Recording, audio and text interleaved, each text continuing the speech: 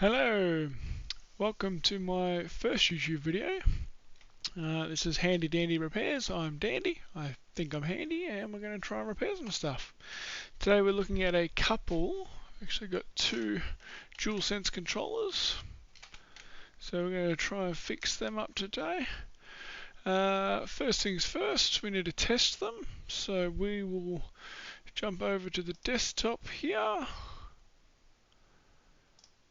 And we will have a look at the gamepad tester.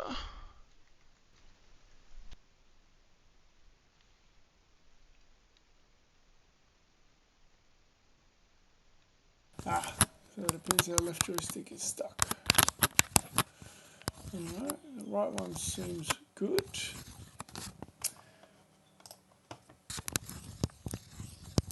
I actually do have some Hall effects, so we may replace them both anyway. Test the rest of the buttons while we're here. Everything else seems fine. Cool.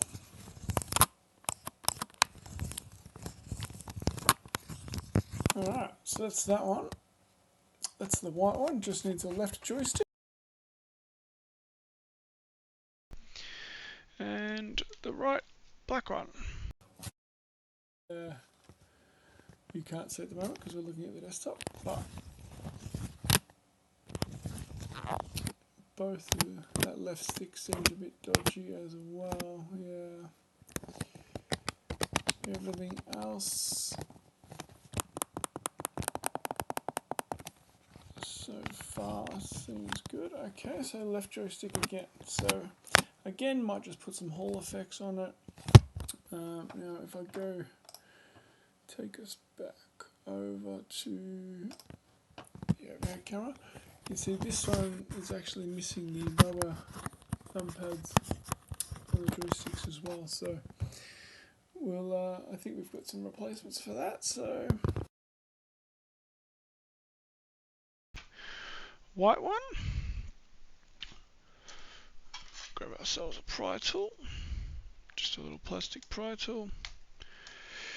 We'll pop this off here. So that's fine. And pop these buttons off. Now we need to leave the pH 0 or 1.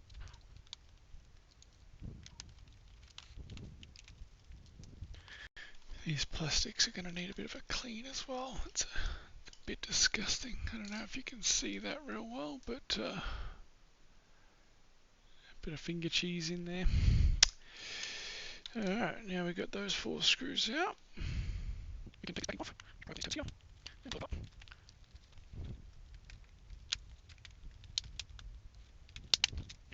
Okay, and this is what the inside of our PlayStation controller looks like.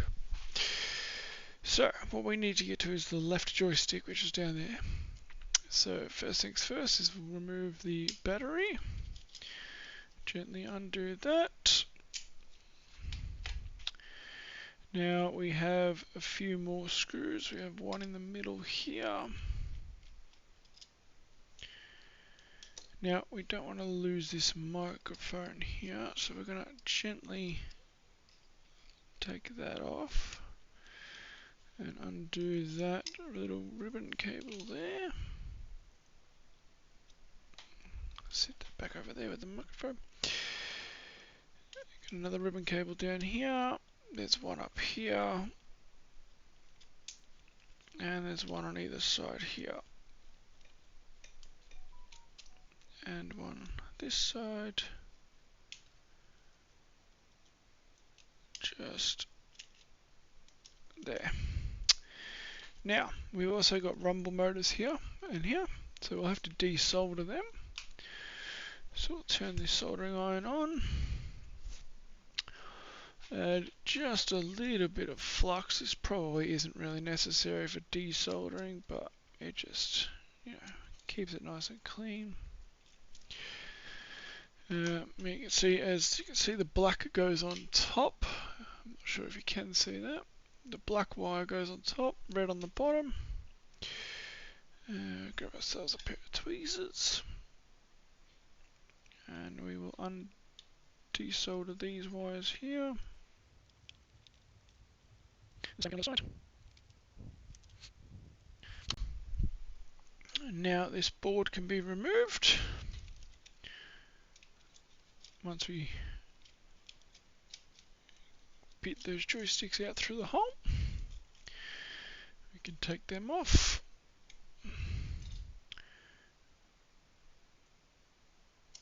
Can remove that as well. We'll just put that back in the housing so we don't lose that. Alright, so here's our culprit. Now sometimes you can get away with just cleaning these, but obviously we don't want to do that. We're going to go ahead and replace it.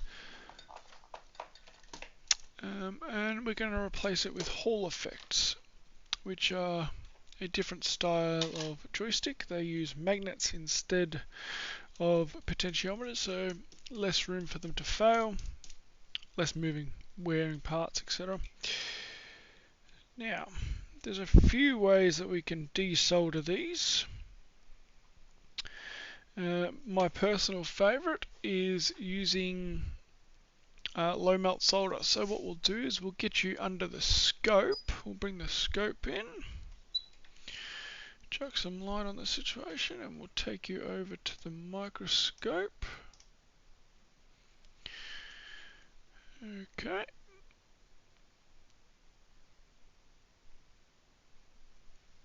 Now,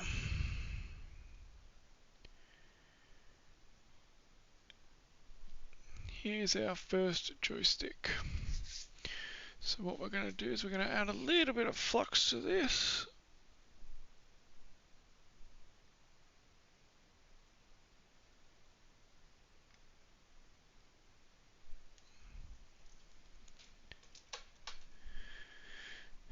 We're going to grab some low melt solder.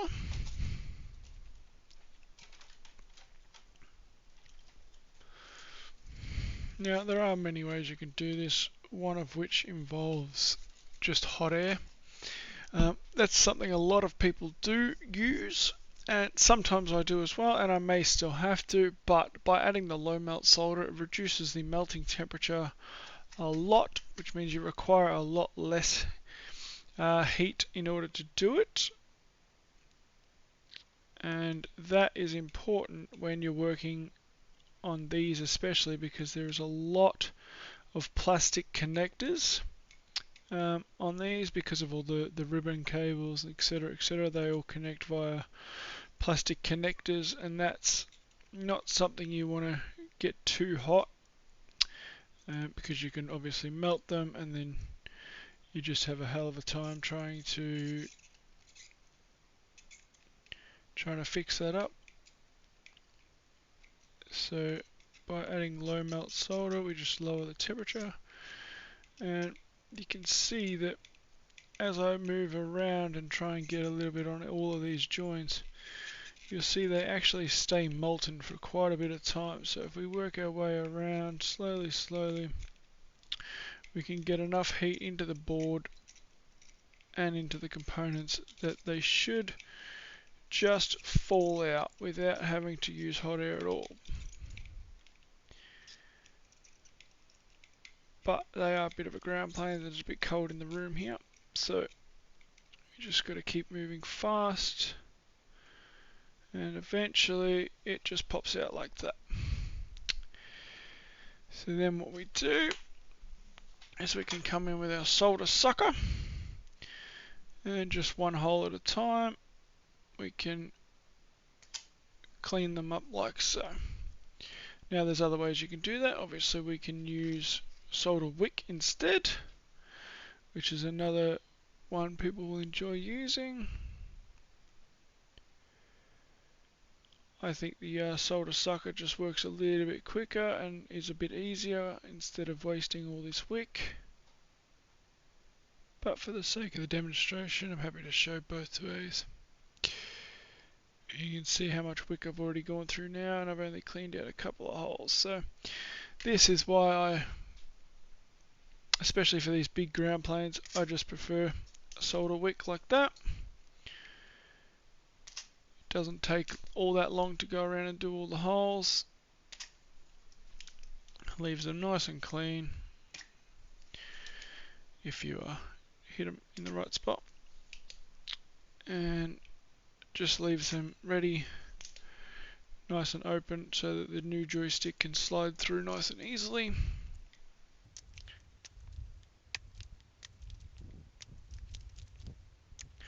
And me personally, once I've done that, I do like to go over the whole thing with the wick anyway, just to clean off any excess that may be there. But this way you're not using a whole lot of wick, you know, just a little bit for the excess. And we'll clean up these pads as well, just so we can put some nice fresh solder on there. And that's it. So now that one's done, we can come in with a brush and some isopropyl and just a wipe here, and just give this side a bit of a clean up, get all that old burnt flux off, make it look nice and new.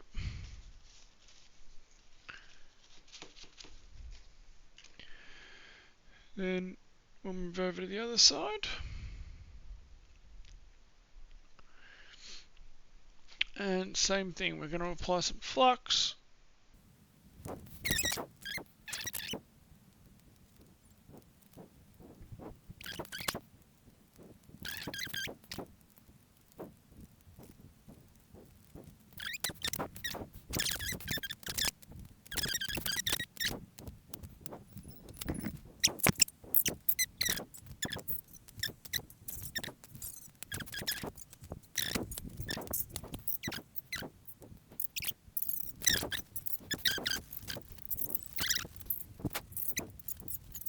Okay, now that that's all done, what we do is we go ahead and grab our new joysticks. Basically what we're going to do is we're just going to check that the pins are all straight, which they are. So that should slot through nicely, so we're just going to slide that through up into there.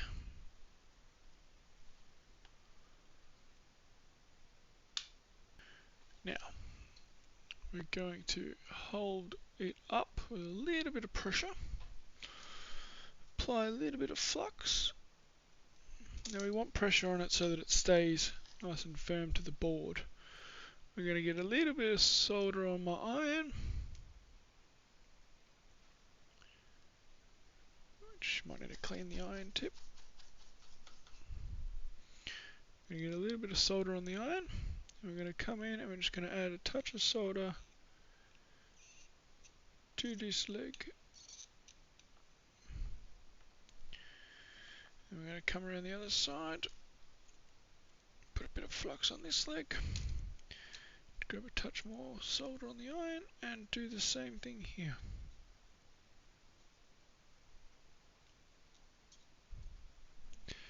Now it doesn't have to be the most perfect join, just enough to hold it. Now that's done, it's in place. We'll quickly check that it's sitting nice and flat, which it is.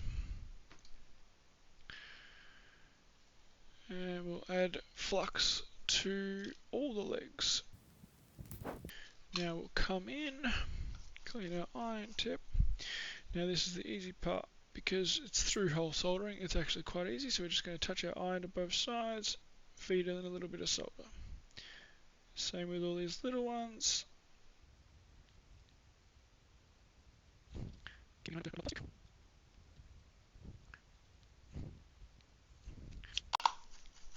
Now we can clean these up just a little bit.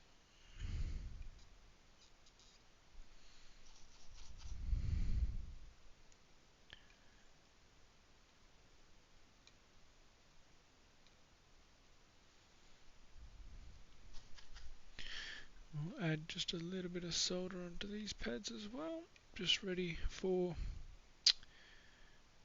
putting those wires back on. Give this all a final clean.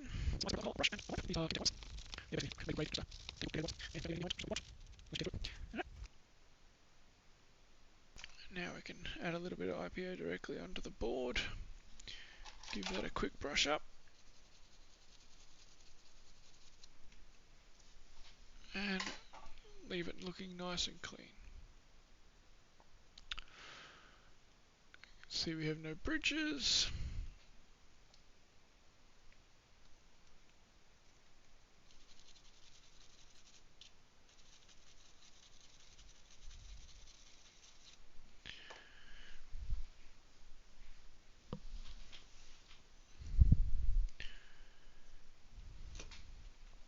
Now we're just going to do the same thing on the other side.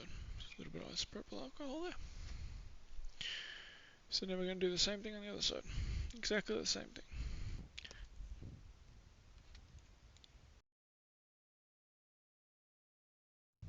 Okay, so same again. Okay, just a little bit of pressure on it. While we come in, and a little bit of salt going on. And one more on this side. Make sure it's flat. Cheers.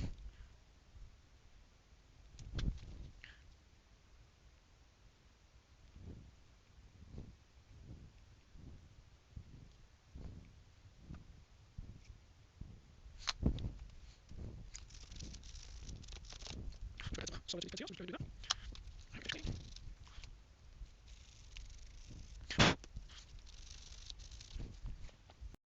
And just like that, we have two new Hall effect joysticks.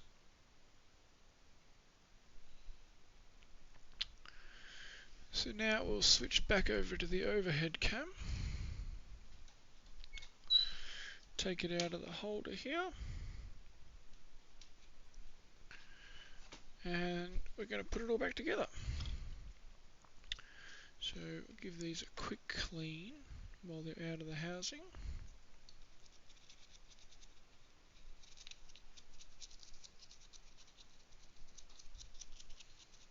Just for the sake of the video, we'll get it all put back together and tested, and I will just disassemble and give it all proper clean off cam just before I sell it or anything like that, whatever I decide to do with it. But for the time being, we will get them back together so we can test and calibrate.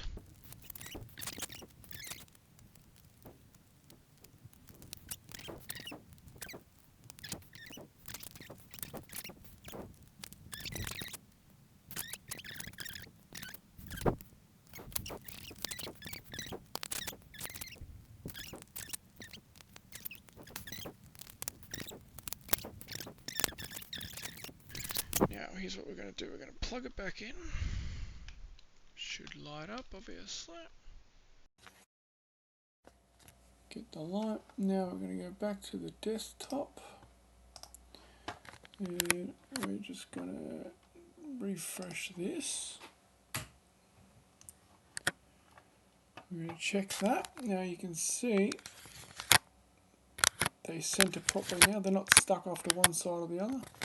But as you can see, they are not actually centered. So now what we need to do is we need to calibrate them. So if we type in GitHub calibration, the first thing that comes up will be for your DualShocks. Click understood, click connect. You'll see your Dualsense connector there. And as you can see, again, it's not centered, so we'll calibrate stick center. We're going to follow the instructions very carefully. We're going to move them to the top left corner and let them go. Press continue. Move them to the top right corner and let them go. Press continue. Bottom left corner, let them go, continue. And same with the bottom right corner and continue. Now it's going to store that, and now you can see they are perfectly centered. And they continue to perfectly center themselves. So we're going to save that. Now we're going to check circularity, and as you can see, they do go out very wide in squares. This one misses this bottom corner and stuff here, so not perfect. So we're going to calibrate the stick range. We are just going to rotate them very slowly a few times.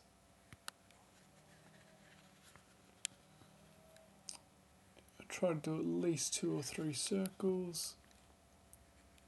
I believe you can do this in either direction too, so you don't have to continually do it in one direction. You can move them in either directions. And we're going to click done. That's going to save that. Then we're going to check our circularity again, and you see it only goes where it's meant to. Very, very low error rates. I'm not too happy here that it's missed this, so what we might do is try that again. And I'll just do one stick at a time and make sure I keep it out as wide as possible.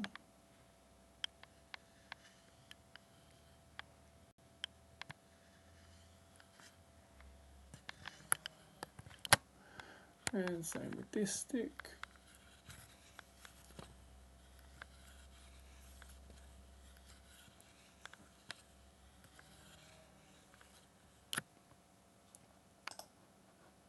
And then we'll check that again.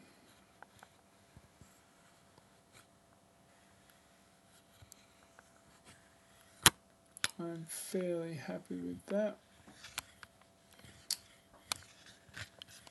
I will redo this again once it's all clean and put back together, because not having that piece on may affect that as well. But that's it. That's how we replace joysticks on a controller. That one's done. So I'll get that done off camera. I'll get them both cleaned up, and then yeah, we'll come back and give you a final look at them and have them ready for whatever we decide to do with them. Right, and we're all done, so we'll check the calibration on that. Perfectly centered, lovely. Test the circularity. Should be a nice low error rate. There we go. Check all the other buttons while we're here. They should all be fine. Beautiful. That's the black one.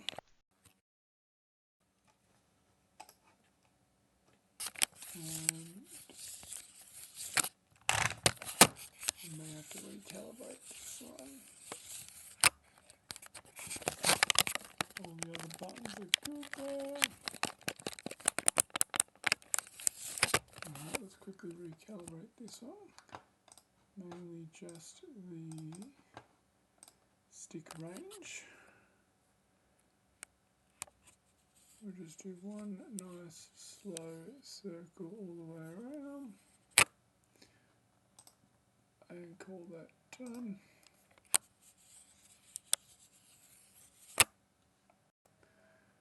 Seems to work better for some reason if you just do the one circle instead of spinning it multiple times. Test the circularity there. Much better. There we go. Beautiful. We'll take it back over here. So yeah,